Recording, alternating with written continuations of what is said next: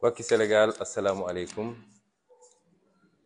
ñoo dellu si ci diir bu gàtt donte tàmbaluñu leen noonu loolu fas yéene waxtaanat ak yéen ci lu gàtt tey mooy tey Sénégal ak àdduna yépp ñoo dundandoo ñoo gisandoo li xew fii ci département de Mbour rawatina ci commune de Joal Fadiouth. ñëw nañu di def suñu nemmeeku tour ni ñu ko yëgle woon mooy jàpp nañ ni en tant que acteur politique rawatina koo xam ne namm ngaa jiite réew war nañoo dem dajeek Sénégal yépp kenn ku ne nag li gën ci ndaje bi mooy ñu fekk la fa nga dëkk mën a waxtaan ak yow ci contexte bi nga xam ne mooy contexte bi ngay dund. door nañu bésu tey bi doore ko njaga ñaaw ndax xam ngeen ni dañ fa am dëj suñu rakk suñu mbokk parti Bassirou Diomaye Faye mi nga xam ne magam wàññeeku na fi ñetti fan ci gannaaw, yàlla na ko yàlla yërëm te jéggal ko. jóge njaga ñaaw ñëw nag ci commune de Nguéniène ñëw fa ñu dalal ñu fa dalal bu mucc ayib. waa dëkk bi yëpp génn ñu waxtaan ak ñoom déglu leen ci seeni mbëbët ak seeni jàmbat, waxtaan ak ñoom it ci suñu gis-gis. jóge foofu wéyale tournée bi dem Jiwaalo, waaye bi ñu yeggee Jiwaalo la jafe-jafe yi commencé ndax fekk nañ fa ci takk der loo xam ne jéggi na dayoo te ñun ñëpp ñu xam ni takk der yooyu la ci ëpp tey la ñu jóge Ndakaaru ñu mobiliser leen andi leen fii ci département de Mbour ngir suñu tournée. bi ñu ñëwee Jiwaalo li ñu njëkk a def mooy dem seeti imam mu dëkk ba, saafonteeg moom, nuyonteeg moom, waxtaan ak moom. ba ñu jógee foofu ñu dem kër labbe seeti monsieur le curé, dem nemmeeku njabootam.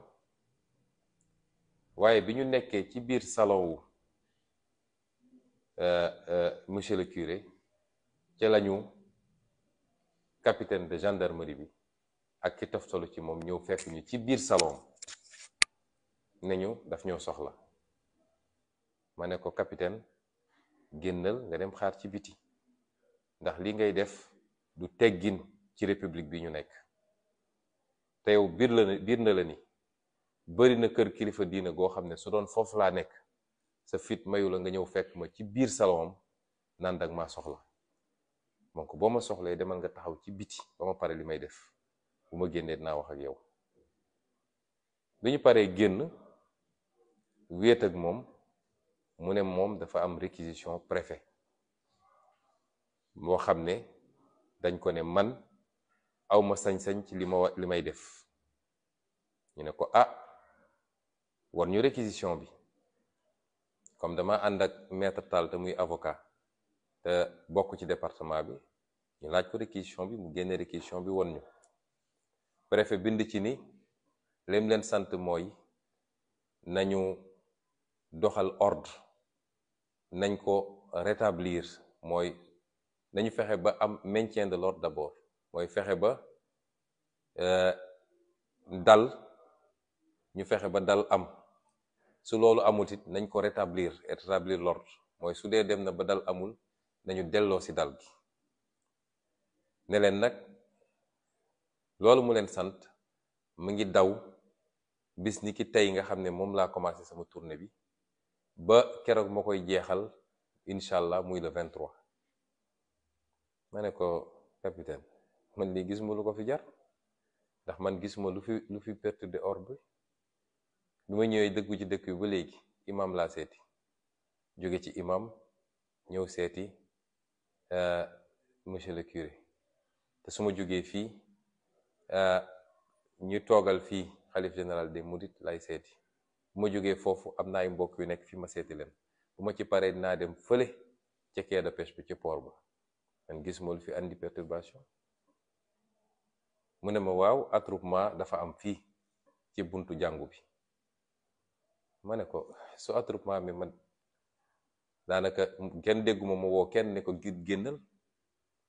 yàllaa def nag ma ne ko yow capitaine su ma ñëwoon seet si la sa kër mun naa ñëw gaare oto dugg man dong, waaye balaa may génn attroupement dina am foofu. waa koñ bi bu ñu yéegee ni Ousmane Sonko ngi fi ñu bari dinañ génn ñëw taxaw.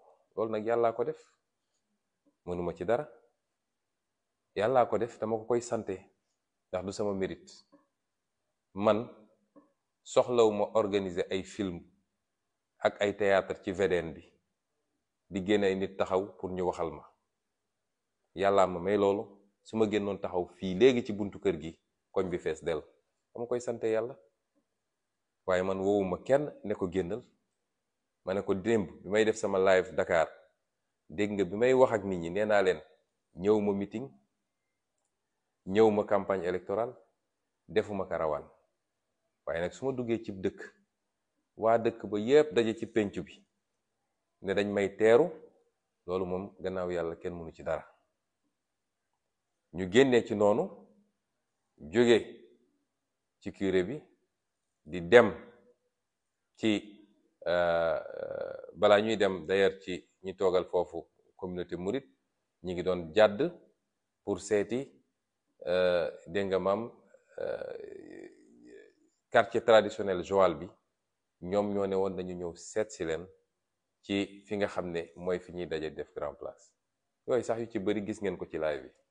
ñu dem foofu nuyonteeg ñoom, gis lu toll lu kenn xamul ci ay alkaati ci biir dëkk bi, seeni camion, seeni pick-up, lu nekk ñu jëlee ko Ndakaaru andi. waaye bi ñu génnee foofu ba dem ci 3e étape bi wala 4e étape bi, dugg ci biir jumaa ji di nuyonteeg kilifa ya, ci lañu commencé ñoom di sànni ay lacrymogène ci biti. muy lu ñaawa ñaawa ñaaw. ñu génn continuer tuuti ndax dama am goro bu dëkk foofu ci kaw tali bi, mu wàcc dugg di nuyu samay goro, ñu commencé di sànni lacrymogène yi ci buntu kër ga. lii nag niñ koy tuddee mooy intimidation la ko ñëpp tuddee, waaye man jàpp ma ni intimidation la.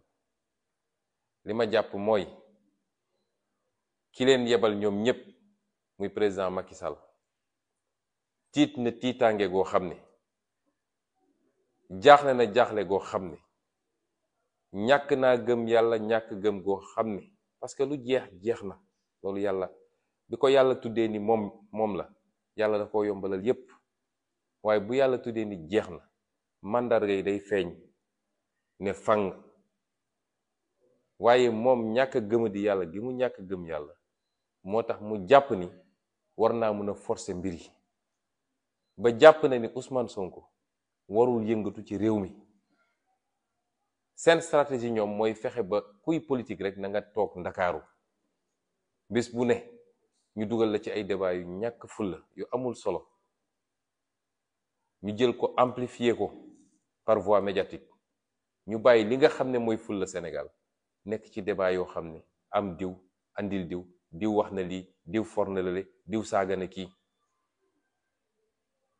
noonu nag la ñuy piéger homme politique yi ba ñu bàyyi farata gi kuy homme politique fi mu toll nii mooy dem dajeek askan wi.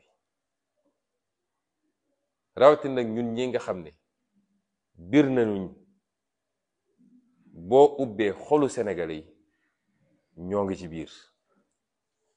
fu ñu génn Sénégalais yi woon ñu cofeel ak mbëggeel, waaye surtout yaakaar bu ñu am ci ñun ak la ñuy liggéey.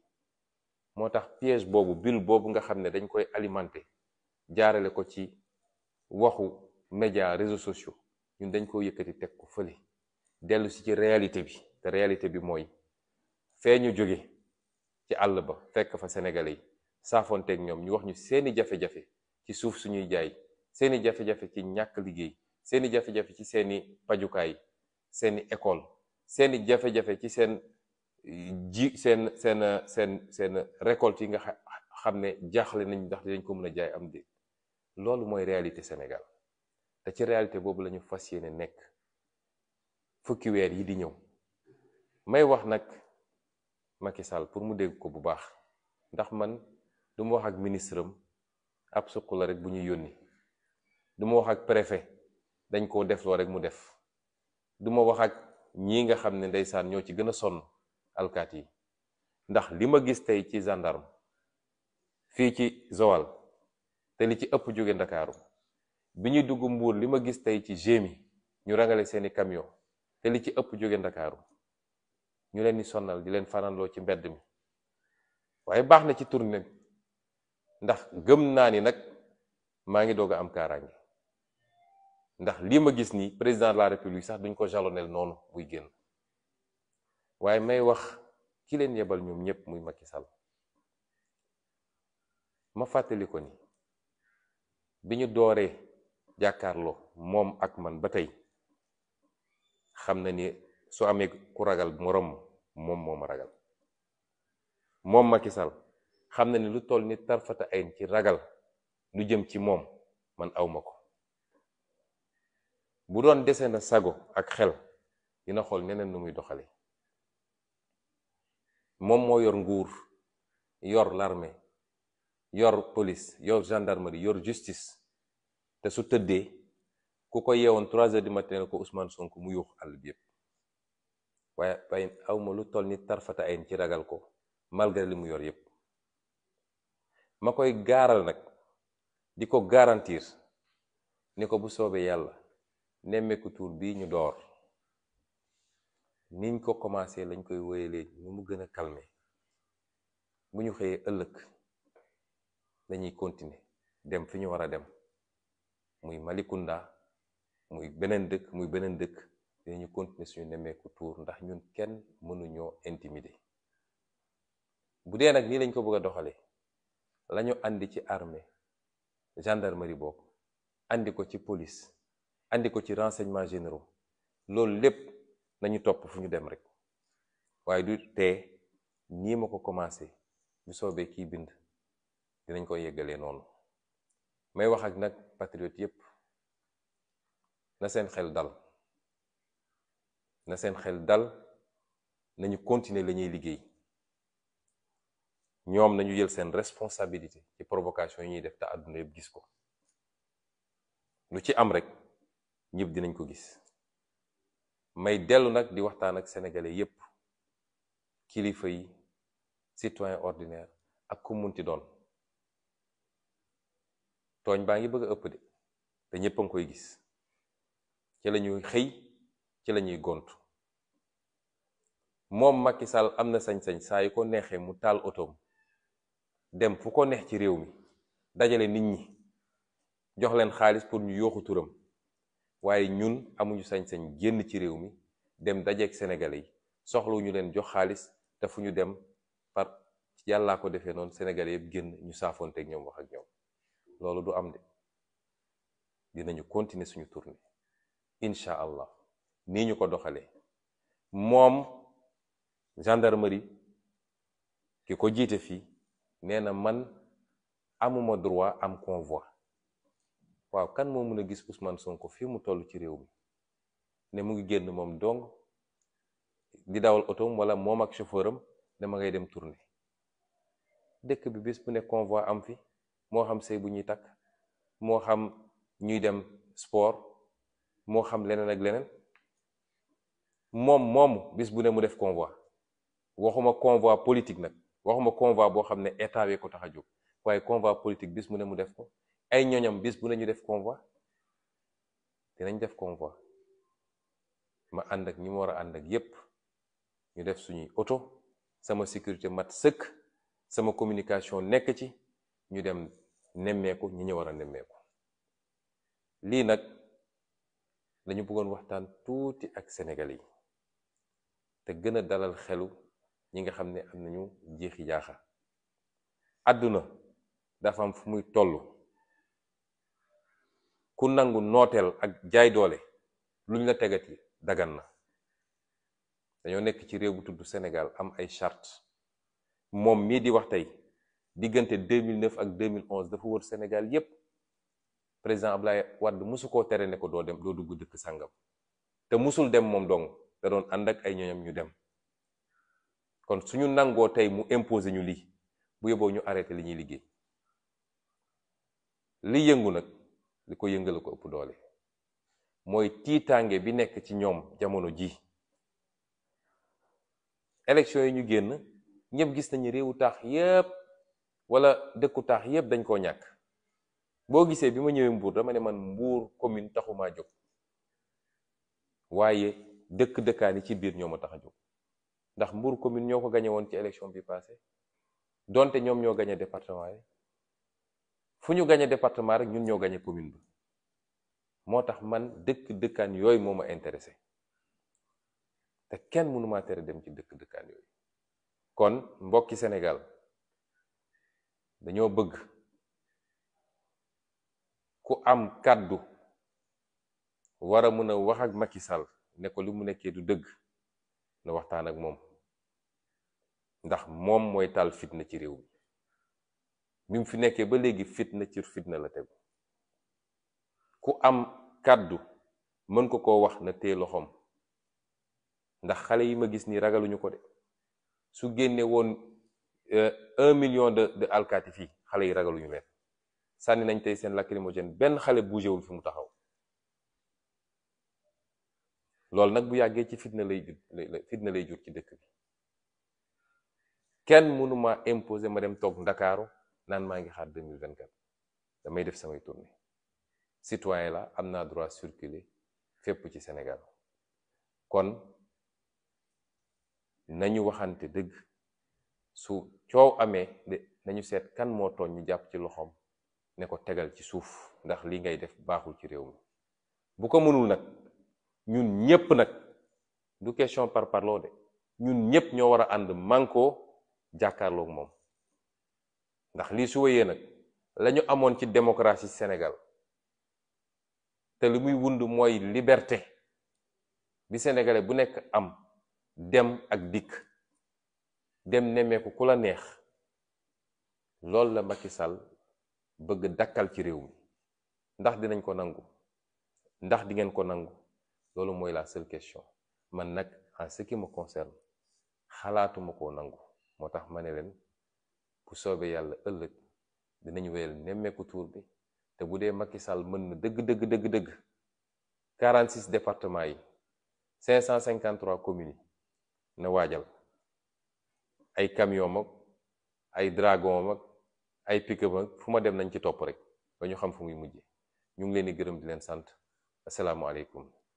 Chers compatriotes, je reviens à vous à peine 24 heures après ma dernière sortie pour apporter quelques éclairages sur les événements d'aujourd'hui. Ce qui s'est passé est indigne d'une démocratie comme le Sénégal. Ce qui s'est passé est la parfaite illustration des velléités dictatoriales de Macky Sall et de son régime. De quoi est-il question? J'avais annoncé depuis très longtemps notre programme de tournée nationale. En tant qu'acteur politique, c'est un minimum que de sillonner le pays à la rencontre des Sénégalais pour échanger,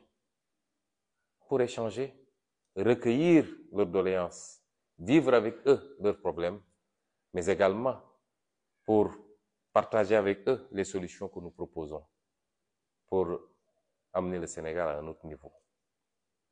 Cette tournée, nous l'avons démarrée aujourd'hui. Vous m'avez tous entendu hier dire clairement que je n'appelle à aucune mobilisation, aucun attroupement, parce que je ne suis ni en campagne électorale et je ne suis pas venu pour un meeting. Le concept du Nemmeeku Tour, qui peut signifier en français rendre visite aux citoyens là où ils habitent. Le concept du Nemmeeku Tour, c'est effectivement d'aller au plus près des réalités des Sénégalais. Et c'est pourquoi quand nous entrons dans une localité, particulièrement le milieu rural, nous allons rendre visite aux autorités religieuses, aux chefs de village. Nous allons rendre visite à nos militants chez eux. Et il se trouve que par la grâce de Dieu, nous avons atteint un niveau de popularité dans ce pays qui fait qu'à chaque fois qu'on est annoncé quelque part, les populations se mobilisent spontanément, certains par sympathie, d'autres parce qu'ils sont carrément partisans, et d'autres par curiosité. Mais les citoyens se mobilisent spontanément pour venir nous rendre visite, pour venir à notre rencontre. Et aujourd'hui, nous avons commencé cette journée. Nous avons pu commencer par la commune de Niagagnan pour présenter des condoléances. Nous avons continué sur la commune de Nguyen, où nous avons été très bien reçus par les populations. Il n'y a eu aucun trouble à l'ordre public. Nous avons échangé tranquillement avec les populations qui nous ont reçus à la place publique du village.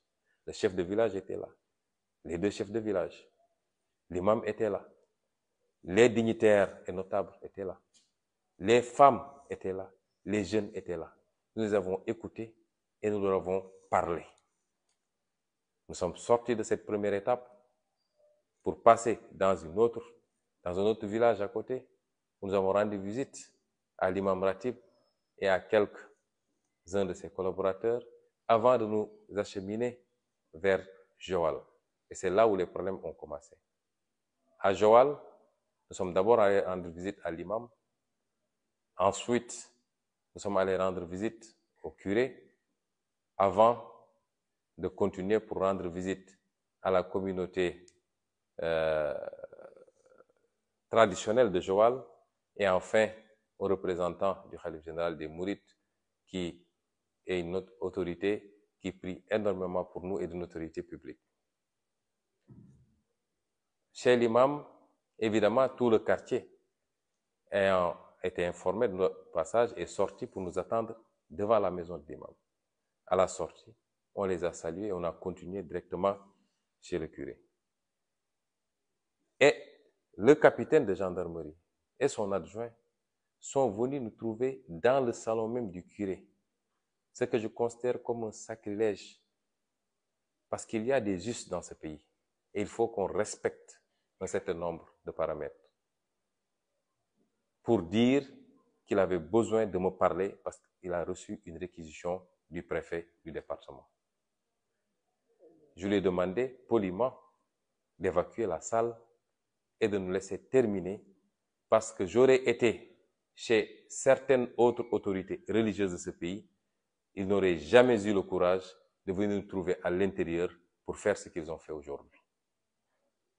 Et quand on est sorti de là-bas, il nous a parlé d'une réquisition, nous lui avons demandé de nous la présenter, ce qui fut fait, et nous avons vu que dans cette réquisition, le préfet leur demandait de maintenir l'ordre, ce qui est tout à fait de l'ordre du normal, c'est leur travail, ou de rétablir l'ordre si celui-ci venait à être perturbé, et que